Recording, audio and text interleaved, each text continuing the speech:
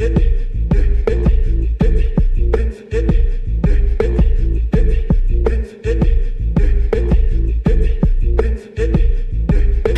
a journalist, 9 to 5. I cover business journalism. That's kind of, how I got started, just once I graduated.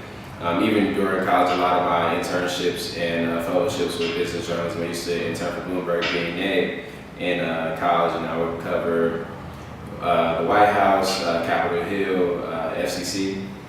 And so, business journalism has always been, I guess, my niche, because I was an econ minor as well. So I think to understand any industry, you need to understand how the business works, and that's kind of how I fold that into entertainment as well.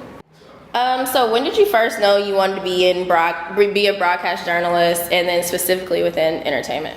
Well, I knew I wanted to be a hard news journalist since high school. Okay.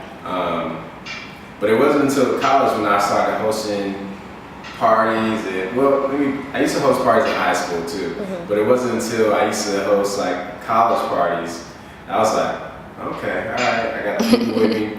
But then when I started working on homecoming at Howard University, that's when I realized, okay, money can be made here. And I started looking at contracts and the people we were like bringing into Howard University. I was like, okay, cool.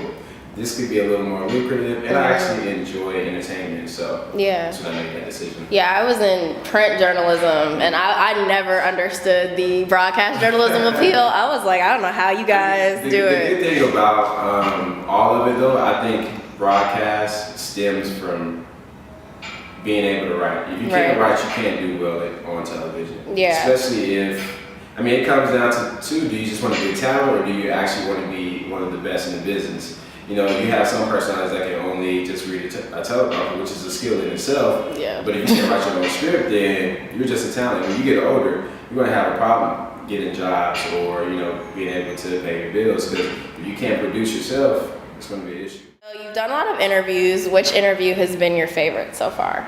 Oh, man. Yeah. Well, I'll say my favorite interview to date will probably have to be my Kevin Hart interview. I did that right before graduating college.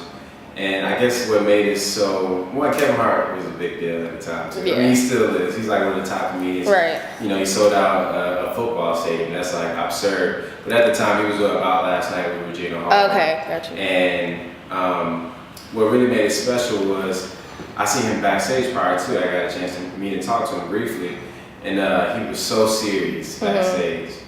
But then I was like, all right, cool. Whenever I meet personalities, I come in humble, like I just be myself. Yeah. And so that was his personality at the time. I was like, all right, cool. It's business.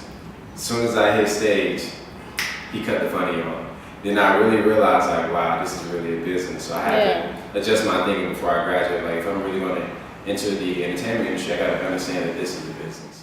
Do you ever get nervous interviewing famous people? I feel like I would fangirl a lot.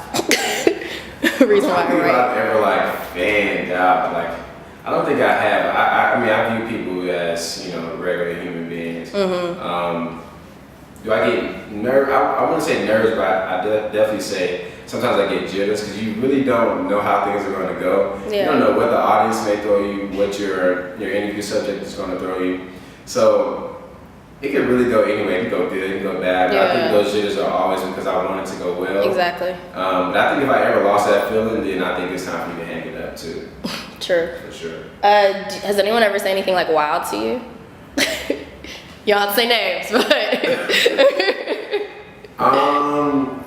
As far as doing live audience interviews, I don't think so. I come off as a very strong personality, so I don't give people that space to, take it to them. But what I will say, when I first moved to New York City, I was at a press junket.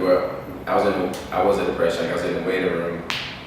Oh, this was after the press junket, and some fellow journalists got together, so we just grabbed drinks in New York City. I had just been in New York probably about 3-4 months. I'm trying to get a few junkies in. I'm freelancing, and another journalist tells me, she asked me, hey, what's your name? I said, Kamaron. Oh God.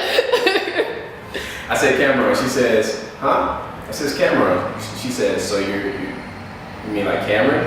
I said, Kamaron. And she was like, you need to change your name. Oh. And so from that point on, I made sure that I would always say Kamaron Leach when I'm like in front of the camera or just introducing myself because I'm a proof of wrong. Yeah, that's crazy. In fact, she really told me to change Right, my name. she was like, I'm like, oh, because it's hard for you, or you don't Her name was understand. basic too, so They you know. usually are. Who are some journalists that you look up to within the industry, and have they influenced your style of reporting at all?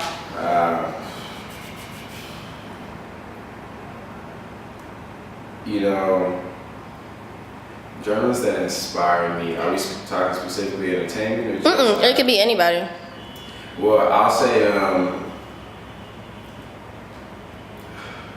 I like Johnny Carson just because, you know, I read a book on him. He had a lot of like internal problems he was dealing with, but when he got on the Tonight Show, you would never see that. Just from me looking at old tapes, when he got on, it just cut on. He was just really good at what he did.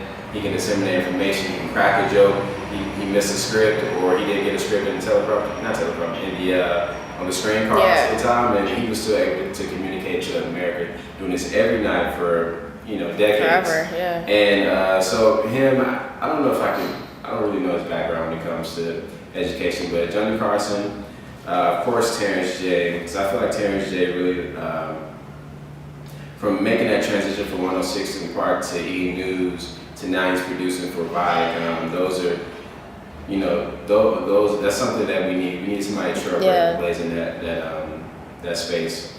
I mean, honestly, it's a lot of them, and I can really pull a lot of, you know, things from a lot of different people. So I don't really know if I have one specific person for it. Fellow journalists, do you think the art of writing or reporting just like true news in general, do you think it's kind of been lost due to the influencer world we live in? I mean, I honestly put those in two different boats. It's a big difference between journalism and being an influencer or being a host. Right. A lot of people just want to be a host because they have 10,000 followers or 15,000 followers, but you ask them, you know, okay, write down what you're going to say, and then we throw this up on a teleprompter. How well spoken are you? How can you get this information out to the public to where you can disseminate this information, they can understand that as well. And so, I mean, those are two different things. There's a craft of journalism that you cannot skip and think that you can just be a journalist. I mean, it's not my business. I mean, I think you don't necessarily have to have the traditional education by going to college to be a journalist, but I think you definitely need to go through those experiences to learn the skill of being a journalist. Yeah, I'm a J school snob, so that's why I'm always like, I mean, because I'm like, I worked for this, but like, you know. Also, you can't be like too big-headed too, to where like, you know, some people have actually a natural, Yeah, so people have a natural tact for this. And that's kind of like how older comedians get on, like the internet comedians. You gotta find that middle ground. You gotta embrace that new talent. Yeah. And it's gonna be, you know, digital is allowing people to pick up these skills of being a journalist. But, you know, you gotta embrace the changing times too.